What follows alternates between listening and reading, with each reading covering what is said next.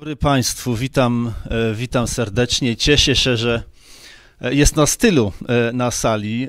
Publiczność dopisała, ledwo się mieścimy, co świadczy o dużym zainteresowaniu tą publikacją, która ma być przedmiotem naszej dyskusji dzisiaj, a jest nią książka Who Lost America?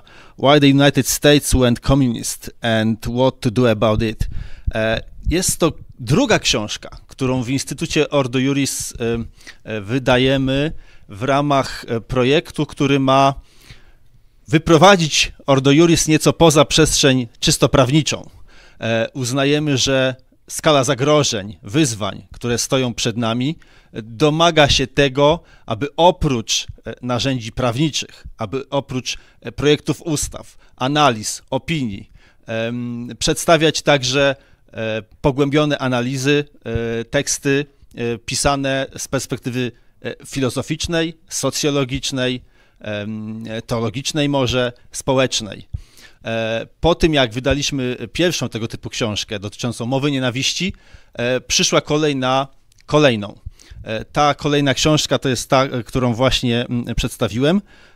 Jej autorem jest profesor Stephen Baskerville, który no właśnie, jest bardzo dobrym przyjacielem Instytutu Ordo Iuris, uznanym autorem wielu książek, profesorem Collegium Intermarium.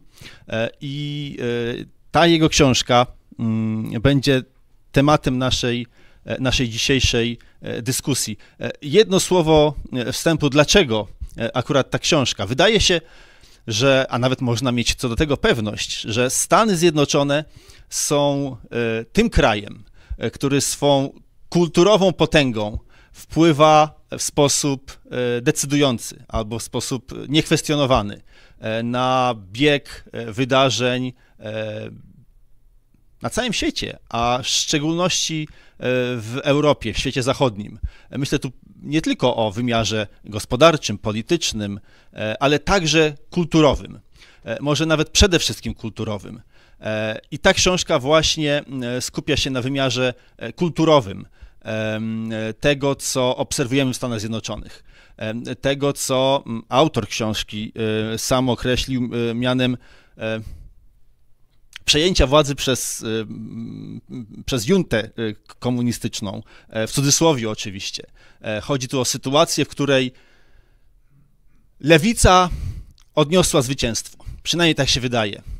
Odniosła radykalne zwycięstwo i stoimy przed koniecznością zweryfikowania, zbadania źródeł tego sukcesu, tak aby móc los wypadków odwrócić, tak aby móc jeszcze zobaczyć zwycięski zdrowy rozsądek, bo stoimy po stronie zdrowego rozsądku, stoimy po stronie człowieka, po stronie rodziny, po stronie oryginalnych praw człowieka, tych, które zostały zapisane w traktatach międzynarodowych. To wszystko znajduje się pod nieustannym atakiem radykalnej lewicy.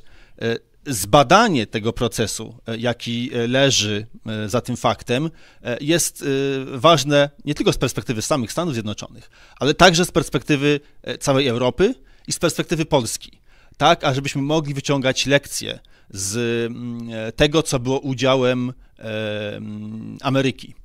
I będąc świadomym tego, jak te procesy przebiegały, będąc świadomym tego, co leży i leżało u ich źródeł, mogli na tej podstawie być mądrzejsi przed szkodą, niż jak to przysłowie mówi, po szkodzie. Dzisiejszym prowadzącym dyskusję, którą za chwilę rozpoczniemy, będzie dyrektor działu komunikacji Ordo Iuris, pan Olivier Bold. Ja nazywam się Rafał Dorośnicki, jestem członkiem zarządu Instytutu Ordo Iuris. Zanim przejdziemy do samej dyskusji, chciałem jeszcze oddać głos przedstawicielowi wydawcy książki, współwydawcy, bo przecież Instytut Ordo Iuris także przyczynił się do wydania samej książki i jest współwydawcą. Pan pan Konstantin von Hofmeister z wydawnictwa Arktos. Please, the floor is yours.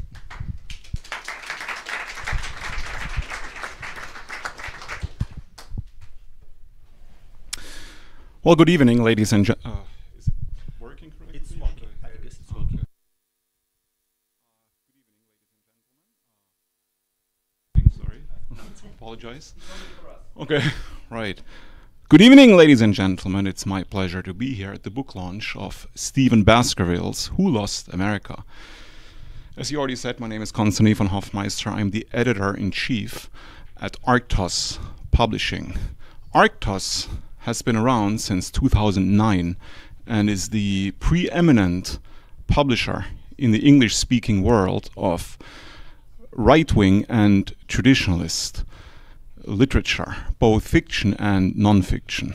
We have published a lot of illustrious authors. Some of the most famous ones are Alain de Benoit, Guillaume Fay, and Julius Evola. Of course, Stephen Baskerville's work fits perfectly into this particular spectrum. Stephen Baskerville's work is very important because it discusses certain issues that are very relevant in the United States in this day and age, but also in the West in general. One of the main topics of the book is judicial corruption in the United States. And Mr. Baskerville uses the example of divorce courts to illustrate this corruption. In the United States, males are systematically disenfranchised. So if there is a divorce case, usually the courts favor the rights of the woman and not the man, no matter whose fault it is, out of principle. As a result, and because of alimony payments, a lot of men in the United States slide into poverty and maybe into incarceration. They end up in prison because they cannot make certain payments that the state demands because of the alimony laws in the United States. Another example to illustrate this type of corruption in the United States is the case with Donald Trump and the various charges that were brought against him. So Donald Trump is a presidential candidate, and he is basically being charged with things that other presidential candidates and various other prominent politicians could also be charged with, but they're not, which is basically proof that these charges are being used as a political weapon against a conservative presidential candidate. So this is what is called lawfare, basically using the law as warfare to destroy an ideological and political opponent. Another very important point that is raised in the book is the issue of technological censorship. It is very obvious that in the United States today, but also in Western Europe, our ideological enemies, the liberals and the left-wing agitators, have basically total control over the mainstream media. And of course they use this control to demonize any kind of conservative opposition to this liberal tyranny. In my opinion, the issue is not that serious, simply because the younger generation does not consume the mainstream media as much as the older generation does. So the boomer generation is basically on its way out. And the boomer generation, the older generation, is pretty much the only generation today that still watches like regular television, listens to regular radio stations, and subscribes to the beliefs that are being propagated on these mainstream channels. I think the younger generation mostly gets its news and also its opinions from alternative sources, mostly social media. And in the West today, especially in the United States, Elon Musk's X is the most popular social medium right now. And ever since Elon Musk took over, X has become a sort of bastion of free speech compared to other social media, like Facebook, which is very heavily censored. Even TikTok is very heavily censored. So X really stands out. And it is also a fact that Elon Musk, as a person himself, is basically on our side. He has come out as an open Trump supporter, and also regularly speaks out against illegal immigration, against the insanity of the LGBT crowd and the transgender madness. So in my opinion, this is very refreshing. While in the past, say maybe up until the early 2000s or maybe even 2010s, it was sort of cool for young people to be rebellious and to be left-wing, right? Because we're against the system is conservative, so we are left-wing, right? And it's all cool. But I think today the opposite is the case, right? Because even according to statistics, because for example, I'm from Germany, and today, according to different surveys, the younger generation actually mostly supports the AfD today, right? Much more than the older generation. I think there are several reasons for this. The main reason is that the older generation does not have to face the effects of the liberal policies, especially regarding mass non-white immigration. Yes. So they live very secluded in their bubble, they watch television, it doesn't affect them, so diversity is very good. Or so they say. The young people, they go to school, they go to university, they mingle with the crowds in the big cities, they get beaten up, they get into violent encounters with certain immigrant groups, and I think this is their reaction. It is a rebellion, basically, against the established left-wing dictatorship that pretty much started with a march through the institutions in the late 1960s.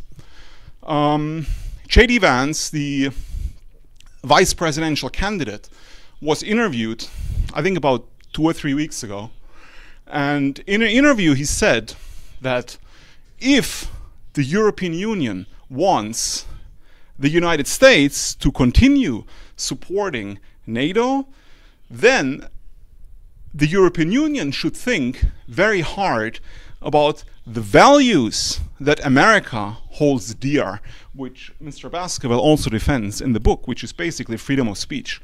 Because freedom of speech in Western Europe is non-existent, right? I mean, it's not a secret. And no matter what Macron or Olaf Scholz say, it is very transparent that certain things cannot be said. So Macron might say that the arrest of Pavel Durov was not an issue of free speech, but an issue of Telegram somehow enabling rapists or pedophiles or whatever. But I think this is just a facade, right? In reality, I think the established powers, they see social media outlets like Telegram as threats to their dominant narrative, and that's why they want them shut down. Olaf Scholz, the leader of Germany, he said it very bluntly, I think about a month ago at a press conference, and I can directly quote Olaf Scholz. He said, well, certainly some opinions in Germany are forbidden, right? And he said it just matter-of-factly, as if it's completely normal that opinions are forbidden, which, in my opinion, is the epitome of insanity, basically. When the leader of the country has the audacity to say this, and not only did he say, I mean, he didn't say that it's forbidden to express certain opinions in public or to publicly espouse certain views. He just said opinions are forbidden, which in my opinion sounds very much like George Orwell's 1984. It's very ominous. It's scary, right? Because it's not just forbidden speech, right? It is forbidden thoughts. It implies that even thinking certain things is, of course, forbidden, because it's normal, they should be forbidden. But I think a lot of young people today do not accept the status quo anymore, and they want change because cities have become unlivable and the situation is getting out of hand, so to speak. In Stephen Baskerville's book, he also talks about Donald Trump and the importance of keeping conservative values in the United States alive. And the upcoming presidential election next month, I think, will be a very important election because it will possibly be the last election that the United States will ever have. Because you have two scenarios, right? You have either a victory of Donald Trump, and if this happens, I think it will inspire not just patriots in the United States, but I think patriots all over the world, right? Because it will send a very important signal that victory today in the West is still possible. So it will send a shockwave of optimism all over the West, in my opinion. Well, if Trump loses and Kamala wins, I think it will be an ideological apocalypse, basically. And because of what the Democrats are planning in the United States with population replacement and handing out passports to illegal immigrants that do not share any of the values that made America great, they basically will block conservative forces from ever winning the presidency again through sheer demographic power. So Stephen Baskerville's book, in my opinion, is a very important ideological contribution, a weapon of words to show people that a different future is possible if we become aware of the dangers that we are facing at the moment, because it is a corrupt system that we are fighting against, and we have to expose the corruption in order to combat this corruption. So, as the editor of Mr. Baskerville's book, I feel very proud to have contributed to this important piece of enlightenment, not just for young people, not just for Americans, but for all people who hold the values of Europe and the West dear and hope that the right forces will win. Thank you. Thank you.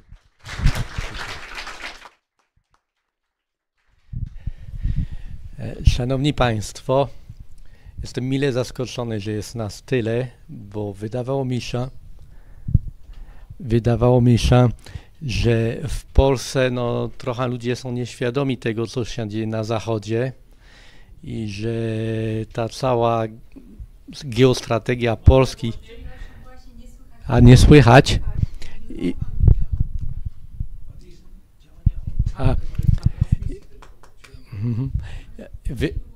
Wydawało mi się, że cała geostrategia, polityka geostrategiczna Polski oparta na Stanach Zjednoczonych i oparta na gwarancjach bezpieczeństwa płynących z Zachodu w momencie, kiedy Zachód upada,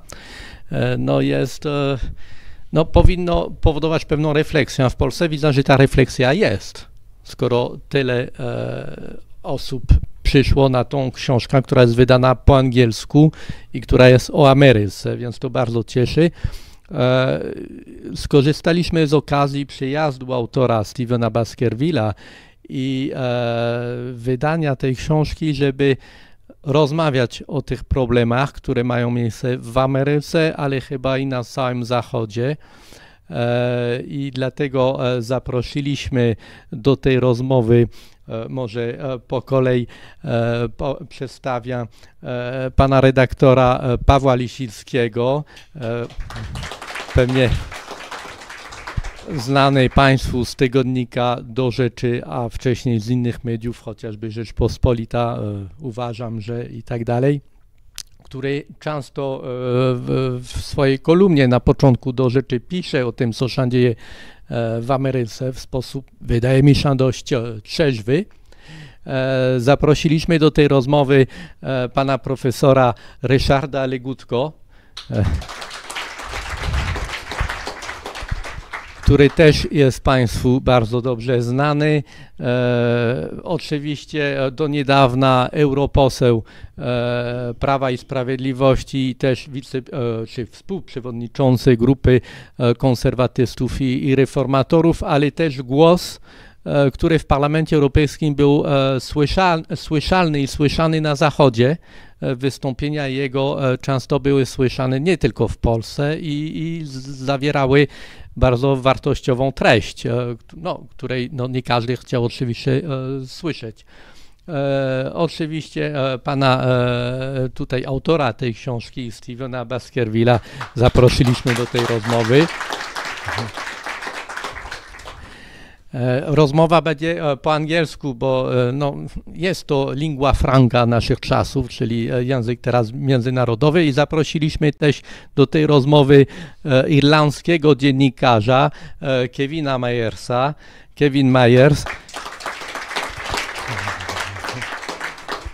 który ma wspólną cechę z innymi tutaj uczestnikami tej rozmowy, jest kontrowersyjny. You're controversial like all people sitting here. Pisał dla dużych mediów, dużych gazet, Irish Times, Sunday Times, Irish Independent. Yes. Teraz został trochę skancelowany w tych mediach, pisze dla Brussels Signal, to jest portal anglojęzyczny, bardzo dobry, Państwu polecam. Zanim przejdziemy do tej rozmowy, która będzie po angielsku, before we start our discussion, I'll hand the floor to the author of this book, Stephen Baskerville, who will tell us a few words about this book. And then we'll start our discussion. Thank you, Olivier. Can you hear me okay? Do you hear me? Yes? Okay. First of all, I'd like to start out by thanking my colleagues and friends at Ordo Iuris and the Collegium Intermarium University for not only for putting on this event, but also for sponsoring the book, supporting the book, helping with the production. Nowadays it is difficult to get books published not only for economic reasons, but also for political reasons. Governments now have ways to punish unorthodox views, as we're seeing more and more, and so it's very difficult also for publishing houses to publish dissident views. So I would also like to thank Daniel Freeberg and Konstantin von Hofmeister of Arctos for the professionalism with which they've published this book and for making the process very smooth. The book asks essentially one question, and that is, why did it happen? Why did the far left take control of the United States about 4.5 years ago? From the spring of 2020, I argue that there was basically what amounted to a coup d'etat. The left seized control shortly before the election. I won't go into details, but it was shortly before the election of 2020. And I try to explain why this happened. And this question I see basically has 3 parts to it. One is, what did the left do that was innovative or new or that was decisive or different? The second part is, what did the right not do or fail to do? And by the right, I mean the professional opposition, right? The professional political class of the right. What did they or we fail to do? And the third question is, what did the rest of us not do, fail to do, and what should we be doing now? And when I say why this, to explain why this happened, I mean that I wanted to provide an explanation in the book for why this happened in terms of something that would be susceptible to a remedy, something that we could do something about. I want an explanation that has some constructive purpose. And the striking thing about these questions to me, was that nobody is answering them. I mean, almost 5 years after the left effectively seized power in the United States, no one has really provided an effective explanation for why. And some people don't even acknowledge that it happened.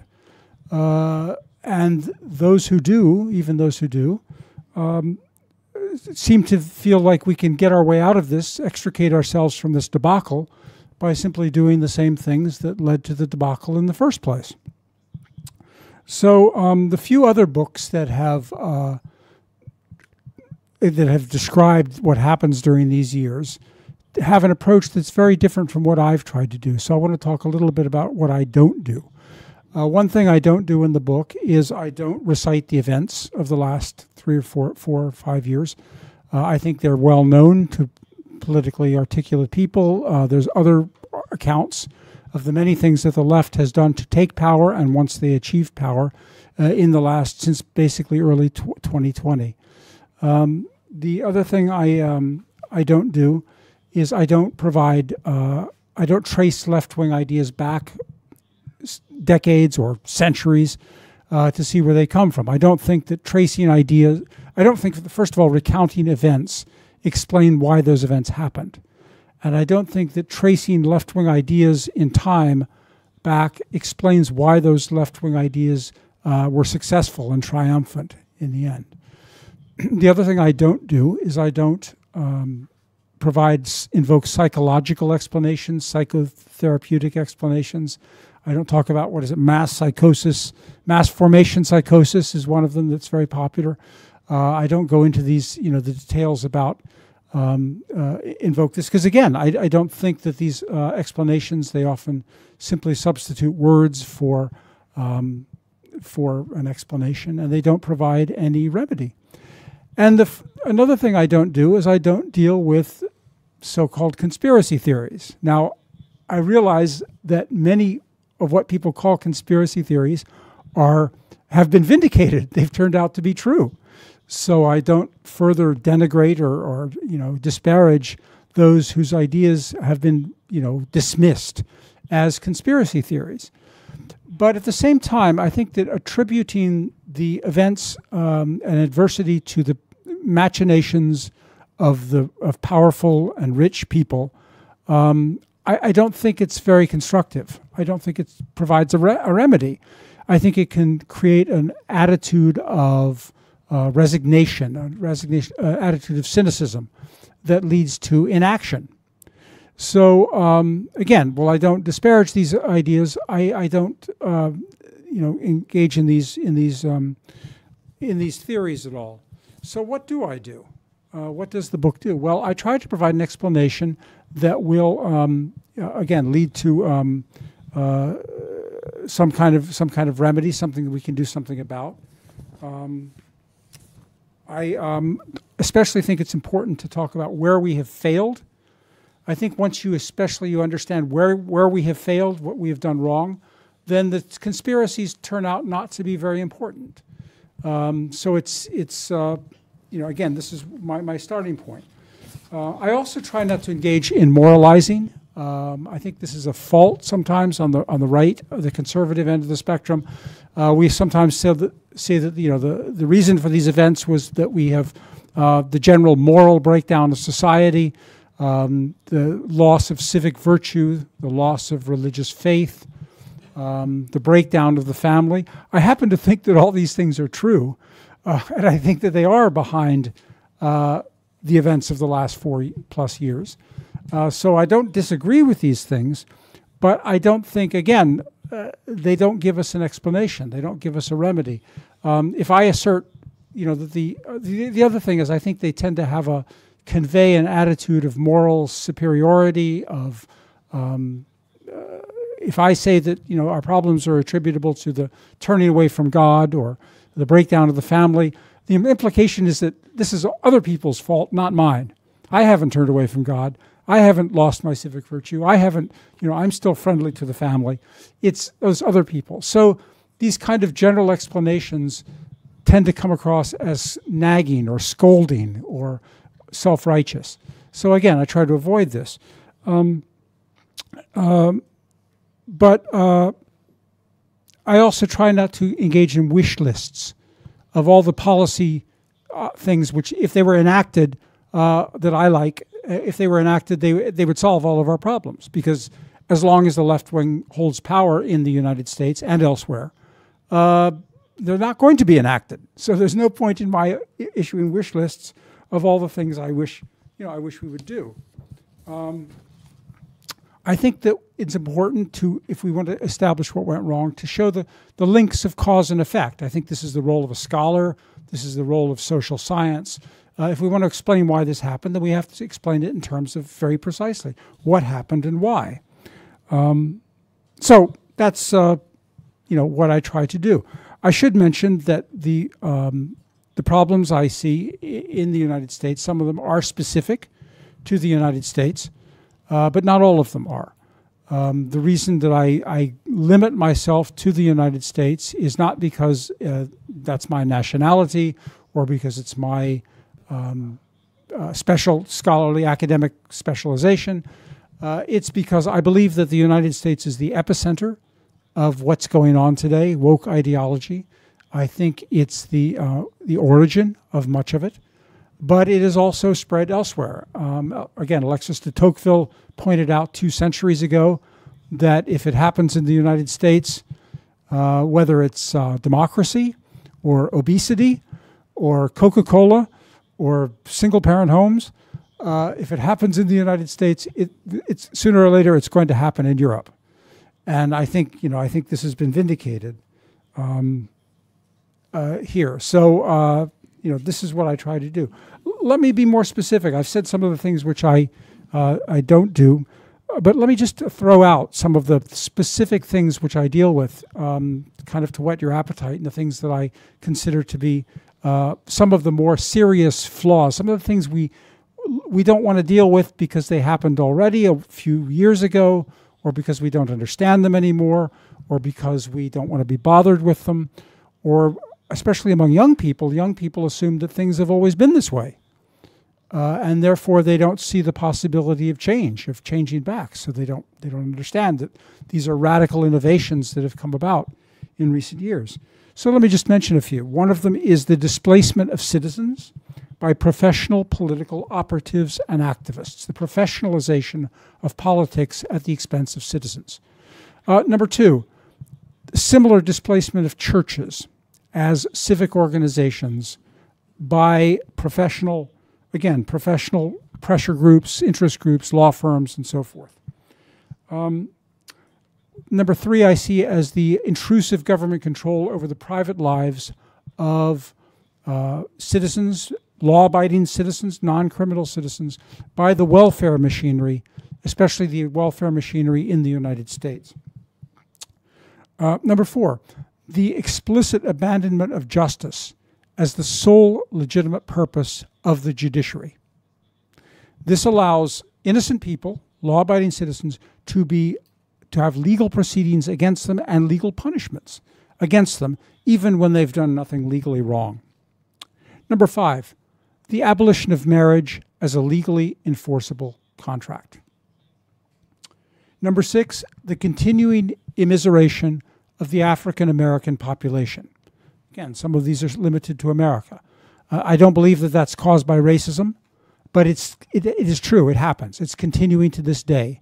And oftentimes, the left wing takes advantage of these things, and the right wing ignores them and doesn't address them. Sometimes real problems. I think the immiseration, degradation of the African American community is caused not by racism, not by slavery, not by segregation. It's caused by the breakdown of the black family. Very simple. Another one, number 7, I list as the hijacking, the commandeering of the machinery that governs foreign policy, defense policy, military, security services by domestic political agendas, domestic social engineering. In other words, the diversion of security, military, foreign policy machinery to serve the ideological purposes of domestic constituents. And number 8, what is number 8? Oh, policies designed to denigrate and disparage masculinity. So those are the things which I consider important. Some of the things which I discuss in the book. I don't think these dysfunctionalities are distractions from what the villains are doing in today's, as recounted in today's newspaper, today's headlines. I think these are the things that allow the villains to practice their villainy. And until we back up a little bit, a few years, and are willing to go outside the box, outside our comfort zone, and address them, I think the left is going to continue to succeed and to continue to hold us in their grip.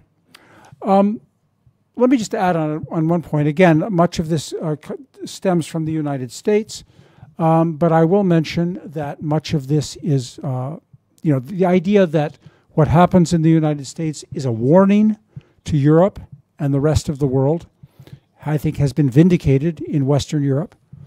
I think Central and Eastern Europe are not yet fallen under the spell of woke ideology. But I think that they are also, and some have even pushed back. Poland, Hungary have pushed back against it quite energetically. But I sometimes fear that where I live is actually more typical of the response in Central and Eastern Europe. I live in Romania. Most Romanians do not have much time they don't have any more time for woke ideology than do Hungarians or Poles. But neither do they push back against it, neither do they fight against it. They simply, the attitude I find in Romania is very similar to, reminiscent of the old comic figure from Czech literature, the good soldier Švejk, whose approach is said to be typical of small, powerless nations. You keep your head down, you go through the motions of conformity, and you get on with life. And so that's what I see a lot of people doing in East Central Europe. And my fear is that this approach of Švejk, the Švejk approach, is wearing people down, and that sooner or later they will be worn down, and they will, fall into conformity as Western Europe has done and other parts of the world. So I don't want to end on a note of pessimism. However, I want to end a note of optimism. So I think I'll just say that I think that you here in Eastern and Central Europe are the hope of civilization, not we in Western Europe and Western and North America. We cannot afford to allow Central and Eastern Europe to fall under the control of the left. And so we cannot afford to have you, frankly, to be blunt, make the same mistakes that we have made. And I will end on that note. Thank you. Thank you.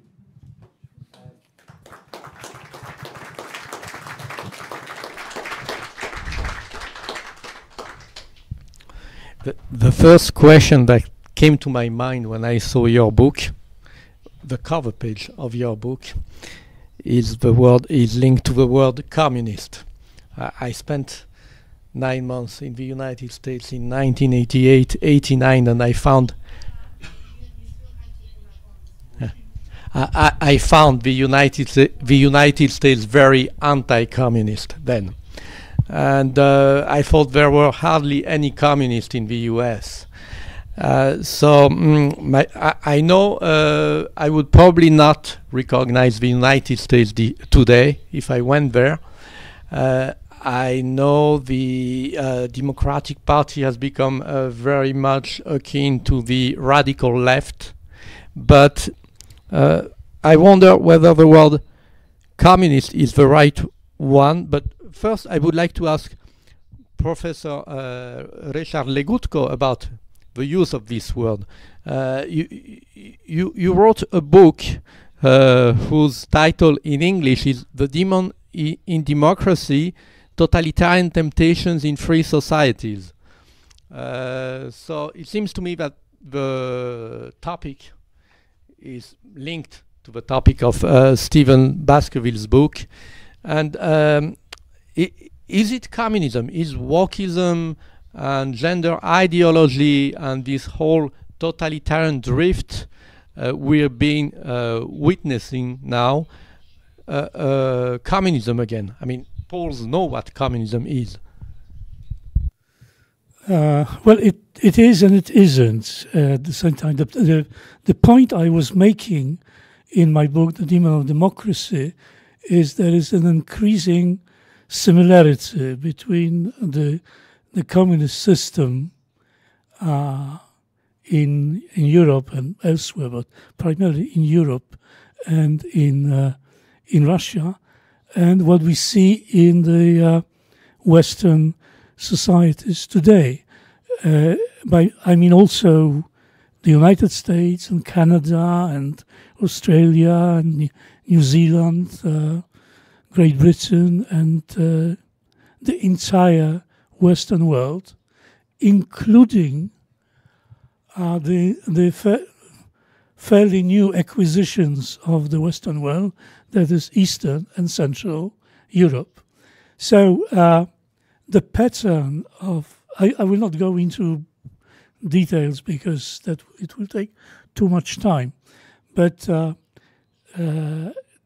give an example, if the Marxists were saying that the dynamic of the society and the dynamic of history is based on the class struggle and equality, the oppressed classes are striving for equality, then today you have the similar pattern of thinking, but I would say multiplied, because it's not only class, but it's also race and it's gender. So you have this triad. And if you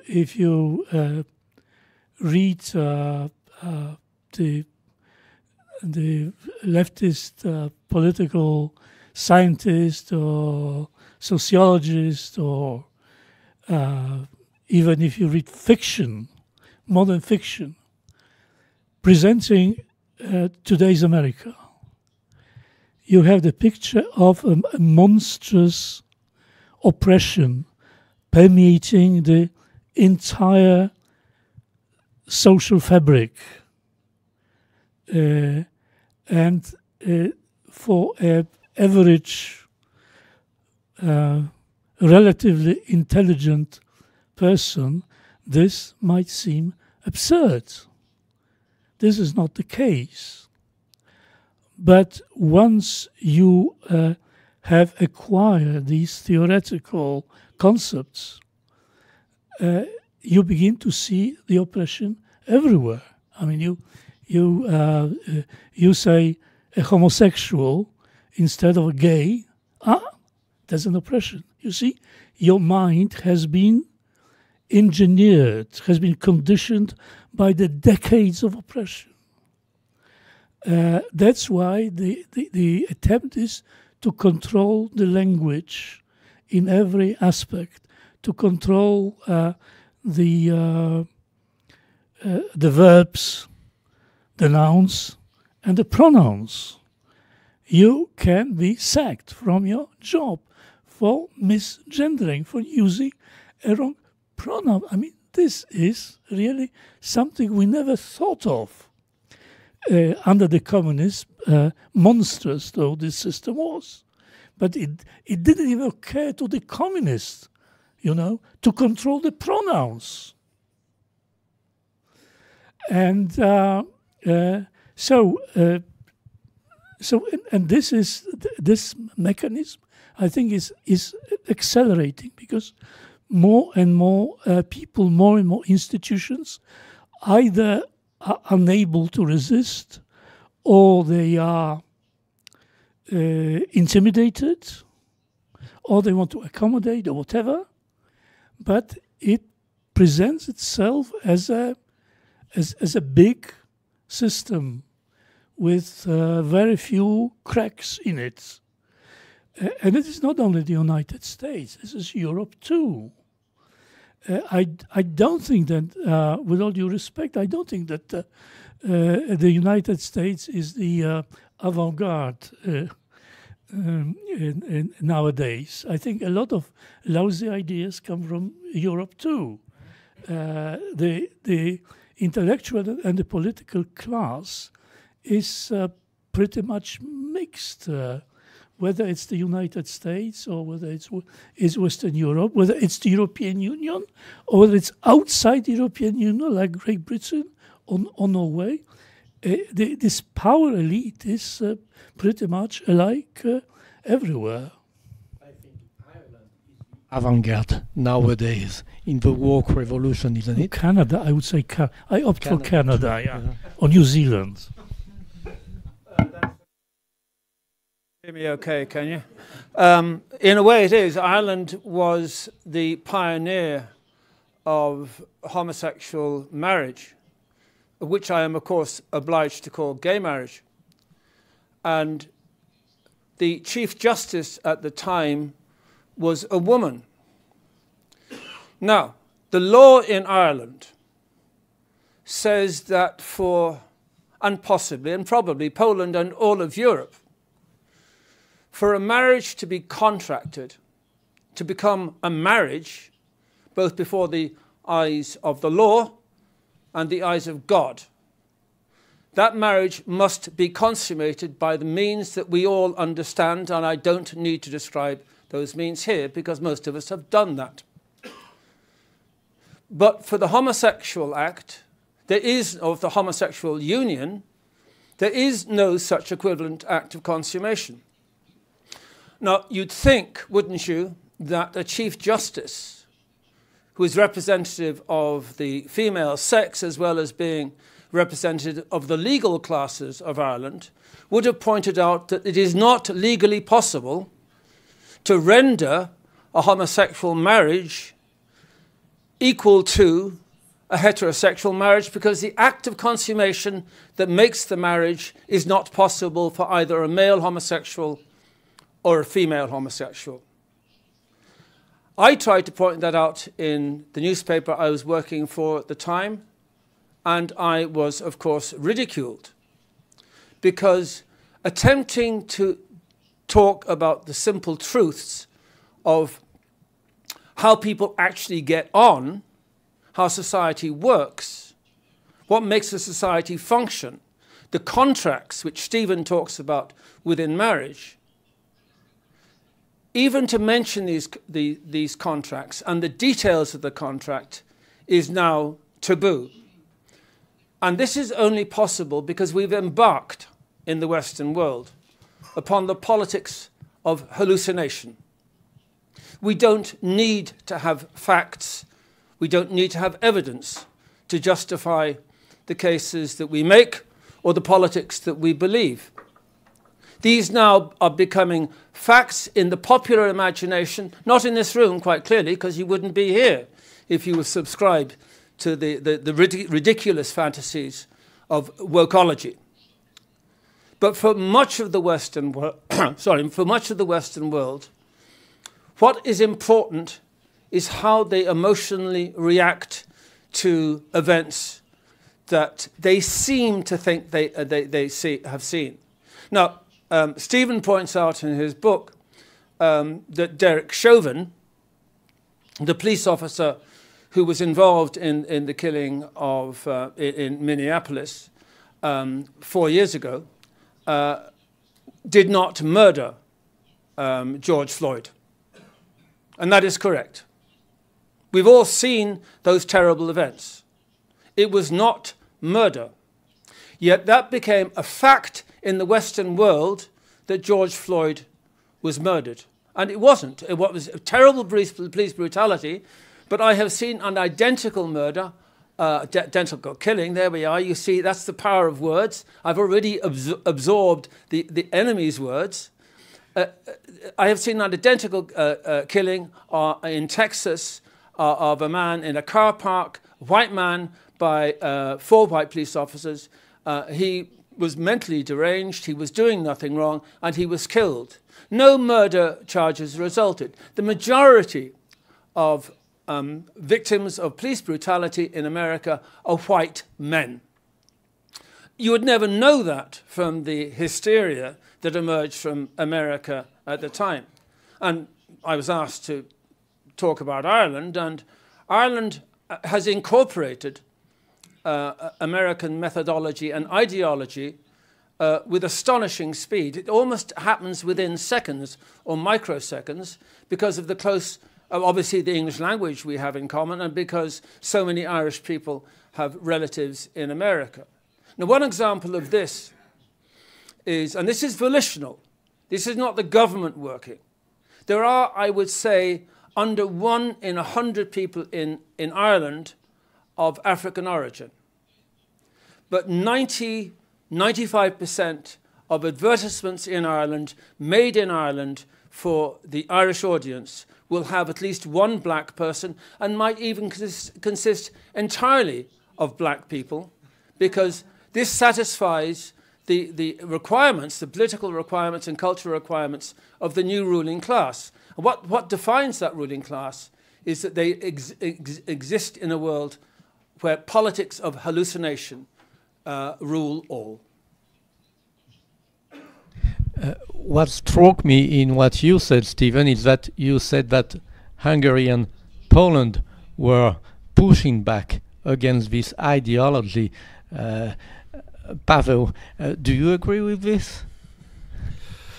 I would like to agree with this, but I'm afraid I cannot agree with this. I will just answer this question, but first of all, some remarks concerning the past, because I think it is really very important. I mean, the communist past and the link between communism and the present woke ideology, which Professor Legutko mentioned.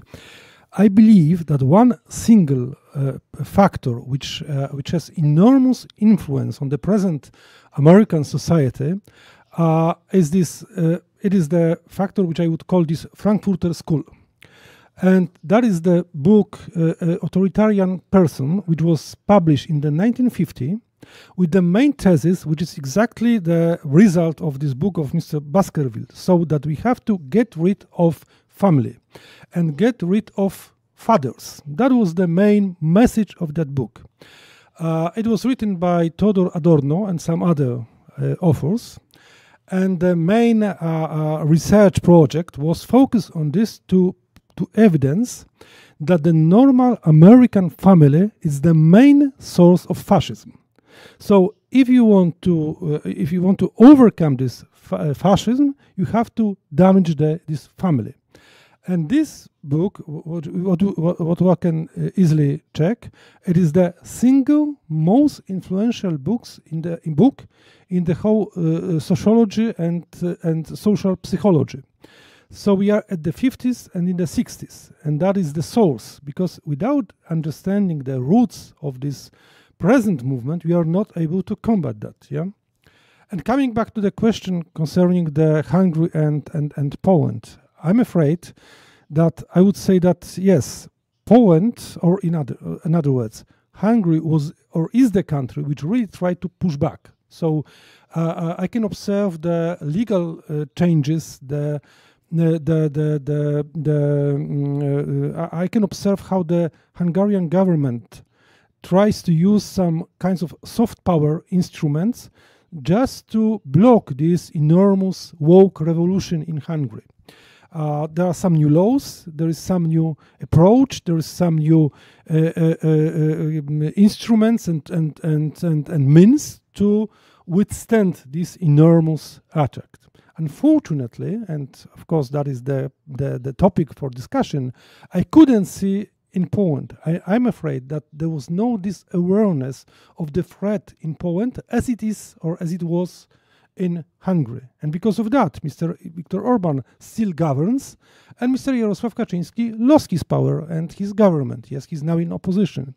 Of course, it was not the only reason that he lost the position, that he was not able to understand the threat from the woke revolution. But from my point of view, that was one of the most important factors in this political debate. Why?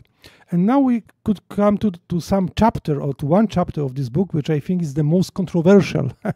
And I must congratulate the Ordo Iuris and the publishing house that you decide to publish this book, because this chapter is on the war in Ukraine.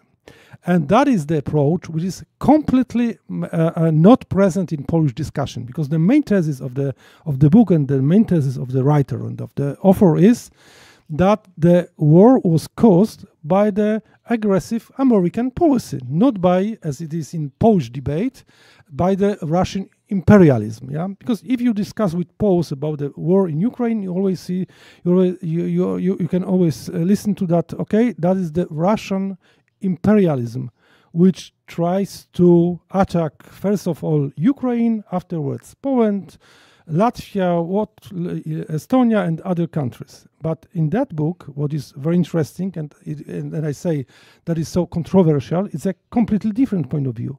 The point of view that is that the main reason of the present war is this woke ideology which United States and their alliance try to impose on other countries. Yes, so far as I could understand the main message. And because of that, it is so difficult for, and why I mentioned that, because if we accept this point of view, it should also change our geopolitical strategy, I mean Polish geopolitical strategy, what the Hungary did. Because Mr. Orban tries to be much more neutral in reference to this war. Yeah? He tries to maneuver, he tries to outmaneuver other players. In Polish terms, it was completely impossible because it is this what I call the kind of the Poles tried to be on one hand support the American government and this vision of the war in Ukraine, which was presented by Mr. Biden, but on the other hand, we try to be against this woke ideology. So how to do that? Yes, if it is still possible to find any kind of solution for this, what seems to be almost impossible to find any kind of solution for that. Yeah, and because of that, I think that the Polish position in that respect was weaker than the Hungarian one. So the Hungarians were able to keep their political line, and Poles, or the Polish political line, actually, as we can observe, was unsuccessful. I think that in this chapter there's something more than just words about the ideological expansion of this woke America which causes wars. There's also a lot about the American military which is becoming weaker because of woke ideology, gender ideology, and its command which you call emasculated liars. So I think it's not how I understood this chapter you wrote is that the same radical left which has been weakening the American military is causing or helping to cause wars, because that does not, of course, excuse Russian imperialism. But what you describe, I think, is more like an irresponsible policy of weakening the army and then causing wars which America is not ready to carry to the end, because in the end, you don't have Western soldiers in Ukraine. Yes, did I understand well? Yes, I was expecting some disagreements, especially in Poland, over that chapter. I have to say, but no, I think you both have interpreted it correctly. I mean, it was not just to show that; it was to show that how much of the American policy, whether you whatever you think about Russia, it's how much of the American policy is guided foreign policy, not just in Russia, not just in the Middle East, but for years now, for decades.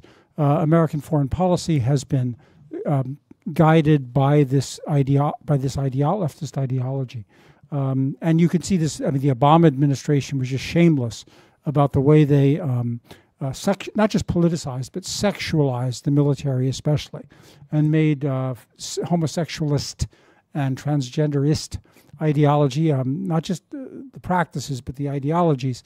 The drivers of American foreign policy. And yes, it's weakened the military, and it's not me that says that. I use that. There was some excellent research by others that went into that chapter, showing how the feminization, especially of the American military, has been going on, and the British military and elsewhere. has been going on for decades. I know Professor Legutko wanted to react, but first, if I may, Rafał Dorosiński wanted to say something about this. We perfectly knew that in that book there was that chapter, as Rector Paweł Lisicki mentioned. But the reason we decided that we should publish the book, we should help in publishing that book, is because of a lot of very precise and well-formulated arguments about the cultural aspects of leftist revolt in United States. That was the reason that we decided that the book is so good that we need to publish it. Nevertheless, there is that chapter that it is hard to agree with, and in our perspective, pretending that or describing Russia as to some extent the victim of aggression of Western military alliance, namely NATO, it's hard to agree on that perspective. I mean, we have, decades and hundreds of years of direct experience of Russia, and our perspective is that Russia constantly shows its kind of aggressive nature. It started from partition of Poland. It continued through communism. It was visible during the aggression on Georgia in 2008, and our perception is that Russia constantly tried to dominate the Central and Eastern Europe, and that's why it's hard to fully agree with that chapter. Nevertheless, it shouldn't be the main topic of our discussion, because what we are interested in is the cultural aspect of what's happening in the United States and in Poland. And there's, as I said, number of very accurate and very to the point observations in that book. Like, just let me mention just one of them. In the chapter 2nd, there's a part of the chapter devoted to patronage machine for the Democrats that describes how bad family policy is in the interests of the Democratic Party. I mean, the worse effects of family policy, the better for the Democratic Party. So it's really something that should be warning for us, because there is some kind of mechanism that we should try to stop and overturn. Otherwise, developing that kind of policies would be with harm from the society, and paradoxically, it will help Democratic Party and liberals and leftist parties in Europe and in Poland to win the elections. So that's a very, very accurate observations, and there's a number of other similar observations, and we need to talk about them. And I just wanted to make that disclaimer here, because I guess it's important. Let's finish the discussion, and then we give the voice to the audience. In one word, Poles want America to be great again, to feel safe against Russia. Professor Legutko, you wanted to say something about this? Yeah, on the war in Ukraine.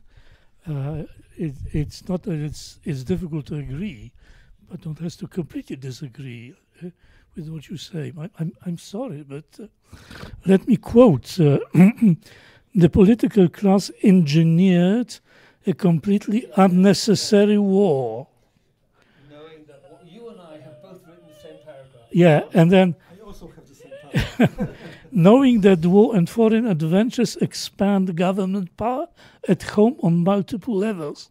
And then NATO was the tool, a bureaucratic organization whose menacing expansion long after its original purpose was obsolete, together with the American-controlled European Union, provoked precisely the war, etc., etc. Well, you simply seem to deny that there is such a thing as Russian imperialism.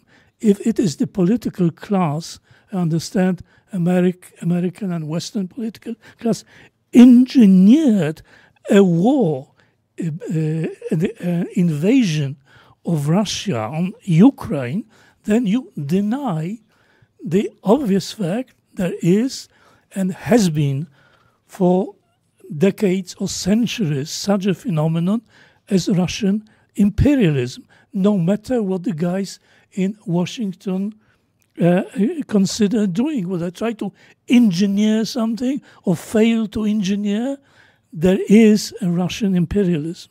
And then to claim that European Union is American-controlled. I was working in the European Parliament for 15 years. The European Union is obsessively, fanatically anti-American. I mean, furiously anti-American. They want to kill NATO precisely because they consider NATO to be to have American influence, too powerful, to be swallowed by the European elite. So EU is fanatically anti-American. I'm sorry, but I'd like to tell one word. Because sorry. No, but we are repeating the diagnosis that everybody knows. That remember the doctor that says whether the patient before dying was coughing. Yes, yes. So all this we know, probably all this audience. And the only reason I came here because there was a statement we will discuss what to do, and not continuous repeating things that were already written in so many texts that our side of people sitting in the room probably very well know. So I would be very happy, otherwise I don't see the reason to sit here and again listen to things that were written so many times. We thank you, sir, for this very good transition, because that's very important too. We all know things are going bad. But there's also a chapter about the solutions in your book. One question concerning this book, because I'm not going to focus on this Russian-Ukrainian story, but I had an impression that there was a very interesting analysis and a very accurate one, but it is rather a kind of abyss between this analysis of the present situation and the medicine or the remedy which should be provided. Because on one hand, you're right that, but a truly effective opposition can only come from precisely what the right-wing firms have displaced: citizens, householders with family and property, millions of them with 1,000 responses to each move, and so on and so on. On the other hand, you write, the only long-term remedy is to resuscitate citizenship. And the third, let's say, the third postulate, the state must be forced to repeal the indefensible oxymoron of no-fault justice and reimpose a presumption of father custody over children. But how to do that? How you can imagine that you say the citizens, we are all citizens here, and all of a sudden we say, okay, we have to change the system. How we can go from the situation which you describe to the future situation in which the citizens would engage in changing this evil system? Wow, there's a lot to bite off. Let me first of all say that I am grateful to Ordo Iuris, especially, for agreeing to publish this book, though it does contain matters on which we disagree somewhat. And it's ironic because I teach Russian politics, and I often tell my students that Russia is, from the very beginning of its existence, a natural empire. And it filled a vacuum. It was never a nation state as such. It was an empire almost from the beginning, and constantly expansionist. So I don't deny, I don't mean to deny, the fact of Russian aggression, but especially imperialism. But I think I could have used examples from the bombing of Serbia, the bombing of Libya, the bombing of Iraq, the war in Iraq. I could have used other examples, so I'll just leave it at that. That's enough. Now, as far as the solution to the book, again, I thought this would be contentious. I expected this. Let me go back to your point about the beginning, because you mentioned the point about the communism and whether woke ideology is the same thing as communism. You'll notice that I put communism in quotation marks, in inverted commas, because I think that there is affinities between woke ideology and communism, but it's not the same thing. It's different. This is why it succeeded, because it came out of the margins. It came up with an ideology that the right and the established elites were not able to, did not understand, and were not able to oppose effectively. And it's important to understand here, the left is not entirely just Marxism. The left has been going on for hundreds of years. It's taken different forms. The original left, I argue in my first book, was religious radicalism. You then went to Republican radicalism in the French Revolution and American Revolution. You had nationalist revolutions. You had anarchism. You had soft socialism. And you had, sorry? And liberalism, yes. You had different ideologies, as Professor Legutko has pointed out. In other words, my point is that the left has changed forms over the centuries in ways that the right doesn't understand.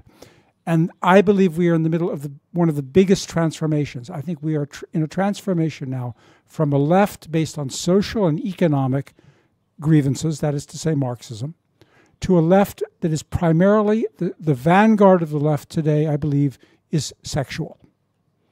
The left is sexual today. That's the cutting edge of the left. The Marxist aspects are still there. It's got some affinities, but it is not, and I don't mean even just homosexualism and transgenderism, but also from the beginning radical feminism. And I think that the sexual radicals have, my previous book was on this topic, and I think they have created a new form of radicalism that the right has had a great deal of difficulty understanding. And so that is the basis of my conclusion about how to undercut the left. And I believe the way to do that is to undercut sexual radicalism, which is feminism. I believe that the place for that, the reason that that has hope is because of the things that some opponents of sexual radicalism are already doing spontaneously without any political motivation. There's a huge area that's come to be known nowadays as the manosphere.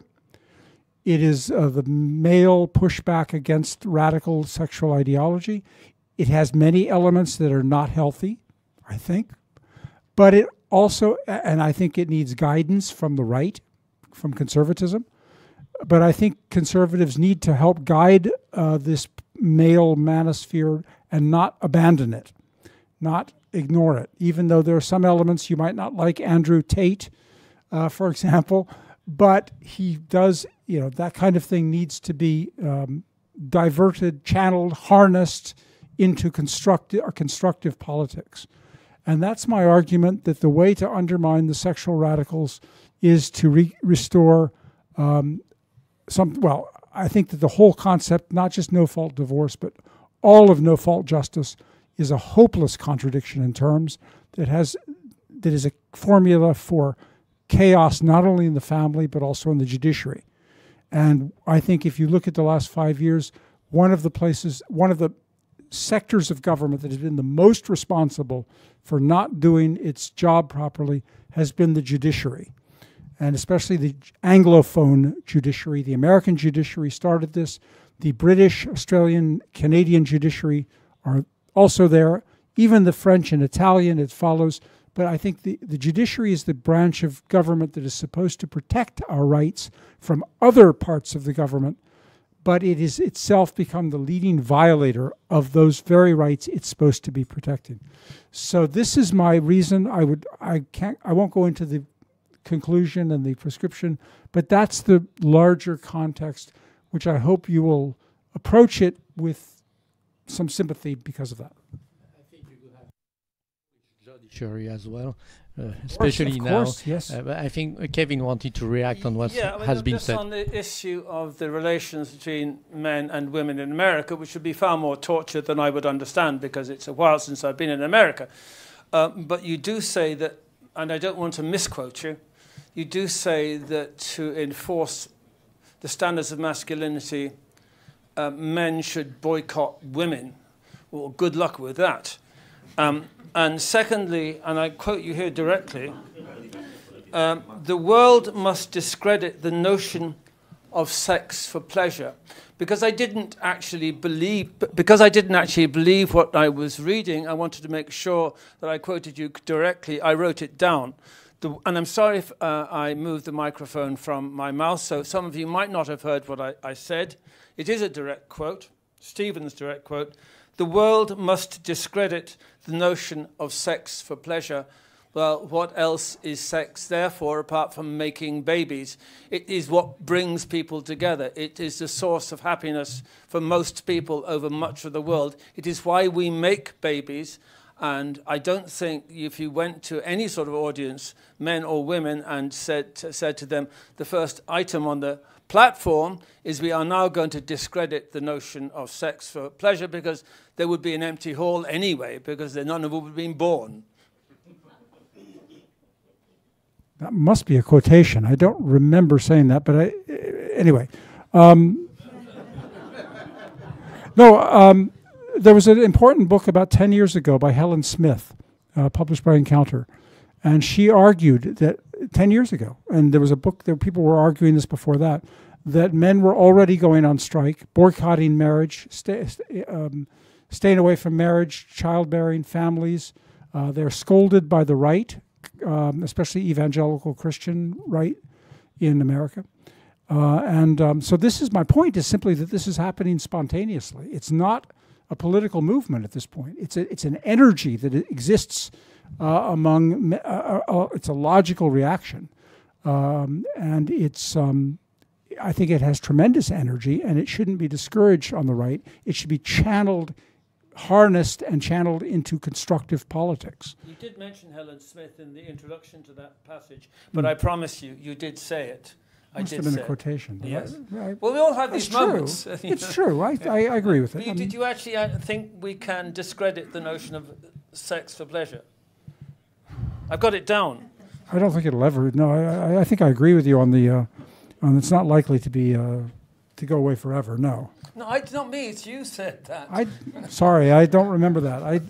That must have been a quotation. Sorry, it happens. Somebody must have left out the quotation marks or something. Anyway, inverted commas. I think that if the attack on family is at the basis of this attack against Western society, to the contrary, we should get married and not divorce, and have children and raise our children in the Christian faith, the Catholic faith, and I think it's the best answer to this onslaught by the radical left in the West. Well, I just want to say something about sex or sexual evolution. Yes, I absolutely agree that sex is the main message, is the driving force of today's revolution. It has been for quite some time, and it is also true that it goes under the banner of pleasure, fun, enjoyment, and what can be more pleasant and thrilling than having free access to sex without all those inhibitions. And then the next phase, of course, is the abolition of the distinction between men and women. And this is one of the misconceptions, that still this banner of fun and pleasure and enjoyment is being widely accepted, whereas the opposite is the case. I remember a well-known Polish feminist professor of Warsaw University. I will not mention the name, but you will all know whom I mean.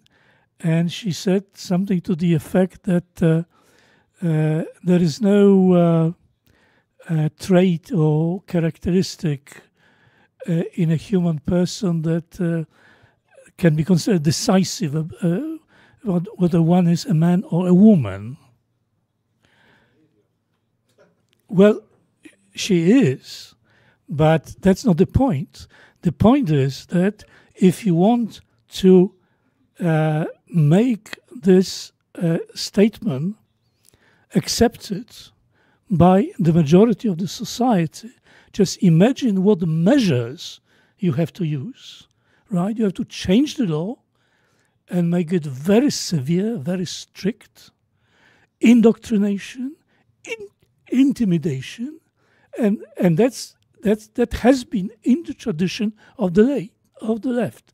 They have always come up with the ideas that sounds nice, right, and enticing and charming, but in order to have them accepted, you have to use force, and an extraordinary amount of force and indoctrination. It requires the generating a new man, right? They've always been the purpose of the left-wing ideologues to create a new man, to create a new human person, right? So sex is now the most powerful instrument now to recycle human nature, right? To change it, to turn it, to transform it, and make it something completely different. That's why it's so frightening. I think the problem we have, and it could be the final topic maybe of our discussion, is we don't really have conservative right-wing parties, both in the United States, where the Republican Party is often promoting the ideas of the left, which you write about in your book, but it's the same in France, in Ireland. I don't know if you have any right-wing party left. And what about Poland? Even with Law and Justice, sorry, but sometimes it seemed very left-wing, like if it wanted to show itself as a progressive, nice party. What's your take on this, Pavel? That was the reason that I asked about how we could come from this present situation to the future one, yeah? Because I don't believe that we say, okay, the citizens should be more active, or that all the citizens should be more active and in that way change the situation. Because unfortunately or fortunately, the reason that the citizens are not able to do that is, of course, the awareness, yeah? The consciousness. The consciousness of society is controlled by the media. So if we have the very strong left liberal media, we are not able to withstand this wave of revolution, because people think that, okay, we can observe that in the States, we can observe it in Ireland, you can observe that in other European countries, that media are able to completely change the average consciousness, and the things which seemed to be completely impossible 10 or 20 years ago are now treated as normal and as usual. Yeah, that is exactly the approach to homosexuality, for example. Yeah, let's say compare the present approach and 20 years ago. And why it is so? It is not so that all of a sudden 10 or 20% of people became homosexuals, but the process of changing the awareness by the media changed the attitude and completely changed the situation. Yeah, the social. what we can do? That is a very difficult question. But I believe in some type of combination of different factors. For example, a good political leader, and because of that I mentioned Mr. Orban, because I believe that is one positive example, one positive pattern of a politician who really tries to change the situation. But how to do that? He must be able to get access to this soft power and to use this soft power, which Law and Justice, unfortunately, was not able to do that. Yeah. Yeah. I not say that you are responsible for, but that is the general judgment concerning the situation. So this, in my opinion, Mr. Orban understood very well that his main enemy is Mr. Soros and his university, and just to create a counterbalance, he tried to create some private universities, invest money in these private universities, try to create some particular media portals and media web pages and media groups just to win war, just to win battle in this particular area, and without this, it is almost impossible to be successful in this whole process of changing the situation. But of course, I don't know if Mr. Orban, but it is only one example. It is very difficult to find comparable patterns in other countries in Europe. Let's say in Great Britain, it is almost impossible for me to find any kind of really conservative power there. Yeah, or as you know very well, the situation in France.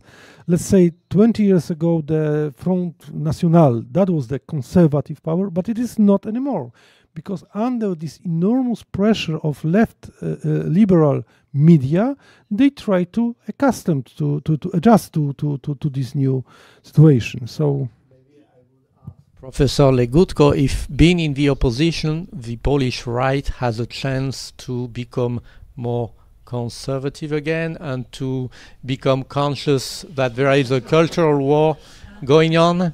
It's a little provocative. I'm a retired politician, so I don't take any responsibility. I mean, that's a problem. You cannot. There's not a simple comparison between Hungarian society and Polish society. Different history, different geopolitical situation, different aspirations, and so on. Yes, I think certainly we made some errors. I was among the hawks as regards the attitude towards the European Union, and I think that was a mistake, to trying to play games with the people who do not follow the rules. So yes, that was a mistake. But the conservative parties, you are right. The conservative parties have practically disappeared from Europe. That's why we have the monopoly of the left, whether a party is called social democratic, Christian democratic, popular, conservative, whatever, makes no difference. The conservative parties do not have an agenda of their own. They have power in various countries, power to have Ursula von der Leyen become the president of the Commission, but the agenda, the only agenda, that legitimate agenda that there is today in Europe, is the left agenda. So we are under a de facto one-party rule in Europe, and it spreads everywhere. It's not only the political parties, it's institutions, it's the media, the church or the churches. So it's a monopoly. It does. International, well, the Fifth International or whatever, the Sixth International. But I'm saying all this not only to to say that what we found in the book applies not only to the States but also to Europe. But I also want to say that it was extremely difficult being the leader of a political party in Poland, the prime minister or the head of the party in Poland, having a slim majority to conduct a policy which could have been perhaps more courageous or more open. I'm not trying to find some justification for that, but I'm simply telling you that it's extremely difficult to make decisions in the situations that are not clear. Orban is, in a way, better off having the domination, the political domination that he has, and the overwhelming majority. Though this can change the next election. Of course, it can. The opposition, the left is as wild in Hungary as it is in Poland. What about the British Isles? Because you know Ireland well, but you know Britain very well too. Yes, I'm glad you mentioned that. I have a problem, first of all, with the terms right and conservative. I am regarded as a right-winger in Ireland, and then you're never called anything other than far right. And you become then a supporter of concentration camps, and I think everyone knows concentration camps were the invention of National Socialists. They were socialists. Socialists invent concentration camps, either the communist socialists or the National Socialists or the Khmer Rouge. So, but the point is, on those of us who are opposed to this hideous world we're all talking about, we don't have an acceptable vocabulary. Because in the moment you're called right, you're called concentration camp type, and conservatives are associated with reactionary values instead of the values of freedom. Freedom is what unites us in this hall, and freedom is the issue most at stake, the quality most at stake. I was born in Leicester over 70 years ago, and that's a town in the centre of England, and it was 99% white. It is now 65% Indian, Pakistani, and African. So that population has been transformed entirely by uncontrolled immigration, much of it in the last 13 years under a conservative government. Now, I can say the same things for Bradford, minority white population, Birmingham, minority white population, Blackburn, minority white population. The indigenous population of Britain is being not consciously replaced by government policy, but by government inertia. And inertia is the biggest enemy of freedom of the West. Now, Biden, who a truly contemptible man, truly contemptible man, said that he would be the last generation of Americans to be of European stock, as if this was something to boast about. Now, we all know that Europe invented the modern world. This is something Europeans should be proud of. Europeans, far from inventing slavery, ended slavery. Europeans invented tolerance. Europeans invented the notion of freedom. And Europeans are now inventing the process of self-extermination. And in the forefront of this are the British Isles. Ireland has welcomed unconditionally any number of people coming into Ireland and refuses to impose any restriction. The Minister for Justice actually issued instructions that passports were not to be examined thoroughly by customs officials or passport officials because that would be racist. Now, if you have self-defeating policies like this, as much of Europe does, then you can say farewell, not merely to the culture of Europe, which can be represented by any peoples anywhere. It's not an ethnic identity. But what is an ethnic issue is what we are and have always been. That doesn't mean we don't have immigration, but we must remain at the end of the process of immigration recognizably the people we were before. That's not racist. That's common sense. The Chinese don't allow their population to be transformed. The Japanese don't. You don't hear large numbers of white people moving into Nigeria. It's just not. Human beings haven't behaved like this anywhere in the world apart from Europe and North America in this vast lunatic world of the politics of elucidation. So you asked me to talk about Ireland and Britain. I think outside the span of my lifetime, within the span of I don't have any children, but within the span of my brothers and sisters' children, they will cease to be, the two islands will cease to be recognizably anything what they were, and will have no connection with the societies they once were. So I'm deeply pessimistic about the future of the world, why Stephen's book is so important. Stephen, maybe some hope from America. What if Donald Trump is elected? I mean, from your book, I get the impression that this won't solve anything. This will just postpone the fate of America unless there is this awakening, bypassing politics. Don't you think the Republican Party can promote some real conservative policies again?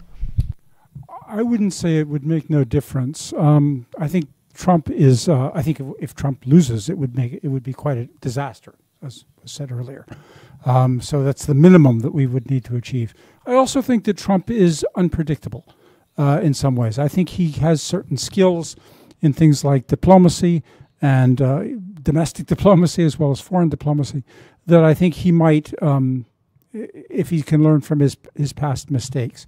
I think that the main thing, and again, I sense in the last few minutes here a kind of a frustration, which I, in many ways, wrote the book to try and obviate or try and answer this sense of frustration that there's nothing we can do about this.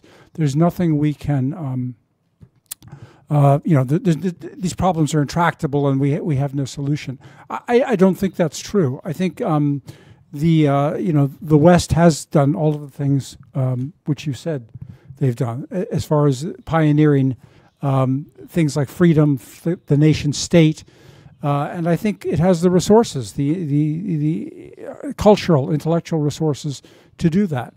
I think one of the things, one of the Christian ethics that is long runs throughout the Christian West, the tradition of dissent, is to look at the sin within. What we have done wrong. And I think that's what the right absolutely has to do today. There's just too many obstructions, too much stubbornness on the right to accept that there's certain things we've done wrong. I should have mentioned before, going back to your question about communism, is this communism? Are we up against a kind of neo-communist movement? I think one of the problems with this communism thing, if I may put it that way, is it allows us to run away from our problems. It allows us to run away. We can refight the Cold War. We can refight the Cold War and pretend like because after all, we won the Cold War, didn't we? So if it's just communism, well, we have nothing to worry about because after all, if it's communism, we can just fight the Cold War and we'll win this one as well. It doesn't work that way. The left has been very innovative, and I think we need to look at the things that we have failed to do. On the right, and not just the right, but all of us. And I think there's been a shameful neglect of. I think there's something about sexual ideology that just emasculates everyone, that just destroys the male desire to fight and to oppose. And I think that's something that I think absolutely needs to be examined today. Europe, especially, I don't deny that many of the woke ideology does come from Europeans. But I think it is the Americans that have allowed this to become the dominant way of looking at the world. And I think the Europeans have become slavishly followers of the Americans, both in foreign policy and in domestic policy. And I think that's, I would attribute some of that maybe to the welfare state, but I think it's no accident that it's in the Americans and the Anglophone countries generally that sexual ideology has been most on the cutting edge, and I think that's where we have to look. And I think the Americans and the British, the Anglophones, and the Western Europeans, and the maybe pushed by the Eastern Europeans, need to summon the courage to stand up to the new forms of ideology which they don't understand, which I think is primarily the sexual ideology, and that's one of the messages of the book, which I think has to be understood. Well, thank you. I think we could carry on with these discussions for hours. I find the conclusions a little pessimistic, but I think that here in Poland many people are Catholics, so we have this advantage that we always have our Christian hope, and this is probably why totalitarianisms, including the current one of liberal democracy, tend to fight Christian religion the most. So, well, I remain full of hope in spite of everything. And I thank you very much. In this world as well. In this world as well. And so I thank you, Stephen Baskerville, the author of this book, Who Lost America, Kevin Myers from the Brussels Signal, Professor Richard Legutko, also an essayist and former politician, or retired politician, and Paweł Lisiński, the editor-in-chief of Dojecie, the Dojecie Weekly. Thank you very much. Thank you.